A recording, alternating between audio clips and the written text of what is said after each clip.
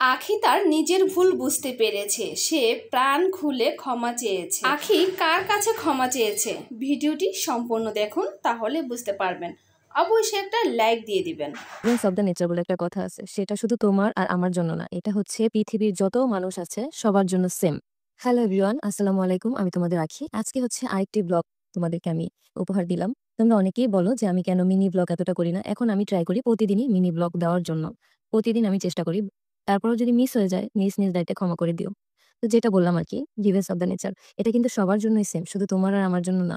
তুমি এত অন্যায় করে তুমি আল্লাহর কাছে বলবা যে, "আল্লাহ তুমি বিচার করো, বিচার করো।" তুমি যে আগে অন্যায়গুলো করছো সেগুলোর বিচার আল্লাহ কিন্তু করবে। তারপরই করবে। ঠিক আছে? এখন আল্লাহই ভালো জানে সে কিভাবে কার বিচার করে। আমিও কিন্তু দুধের তোয়া তুলসী পাতা না। আমিও ভুল জেনে অনেক মানুষকে অনেক কষ্ট দিয়ে কথা বলে ফেলছি। এইজন্য আমি আল্লাহর কাছে সবসময় মাফ চাই। সবসময় প্রতিটা মুহূর্তে, প্রতিটা সেকেন্ডে যে আল্লাহ যেন আমাকে মাফ করে দেয়। আমি যাদের সাথে ভুল করছি, আমার খুব ইচ্ছা করে যে আমি যাদেরকে কষ্ট দিয়ে কথা বলছি, তাদেরকে আমি বলি যে আমাকে একবারের জন্য হলেও যাতে মাফ করে দেয়। কিন্তু যাদের আমি সামনে পাইছি বা আমার আশেপাশে ছিল, আমি কিন্তু তাদের কাছে নিজে থেকে ক্ষমা চেয়ে নিছি। কিন্তু যাদের কাছে আমার ক্ষমা চাওয়া সম্ভব না, আমি সবসময় বলি, "আল্লাহ তুমি দেখো যে আমি তাদের মনে খুব কষ্ট দিয়ে কথা বলছি। তারা যেন নিজ থেকে আমাকে ক্ষমা করে দেয়, মাফ করে দেয়।" একটা মানুষের জীবনে দুঃখ কষ্ট কিন্তু এমনি আসে না। অপর একটি মানুষকে কষ্ট দিয়ে, আঘাত দিয়ে কথা বলার কারণেই আস্তে হচ্ছে তোমার জীবন হচ্ছে দুঃখ কষ্ট আসে। তো এজন্য আমি বলব সবাইকে, যতটা পারো নিজেকে মানে ওইভাবে রাখো যাতে করে কোনো মানুষকে হার্ট করতে না হয়, কষ্ট দিতে না হয়। কোনো প্রকার কোনো আঘাত যেন করতে না হয়। আমি এখন থেকে ট্রাই করি যে প্রতিটা মানুষের সাথে আমার সম্পর্ক যাতে ভালো হোক। আর সম্পর্ক যদি ভালো রাখার পর্যায়ে নাও যায়, তো কথা বলা মানে কম উচিত, যাতে করে সম্পর্কটা ওই পর্যায়ে না যায়।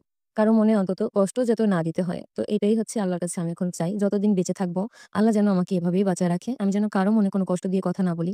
নিজের কাছেই না এখন কেমন যেন লাগে যে এতদিন কিছু মানুষকে এত পরিমাণ কষ্ট দিছি, খারাপ ব্যবহার করছি। নিজের কাছেই নিজে অনুতপ্ত। মানে এখন খুব খারাপ লাগে সেই দিনগুলা মনে পড়লে, সেই কথাগুলা মনে পড়লে। আদৌ কি তারা আমাকে মন থেকে ক্ষমা করে দিবে? তবে আমি সবাইকে বলব যে আমি যার মনে কষ্ট দিচ্ছি আমাকে নিজ দায়িত্বে ক্ষমা করে দিন। আমি খুবই দুঃখিত। আমি আন্তরিকভাবে অনেক দুঃখিত। আল্লাহর রহমতে আমি এখন আলহামদুলিল্লাহ অনেকটাই ভালো আছি আমার ছেলেকে নিয়ে। তোমরা দোয়া করো যাতে আমি সবসময় এরকমই থাকতে পারি। আমি সাধারণভাবে বেঁচে থাকতে চাই।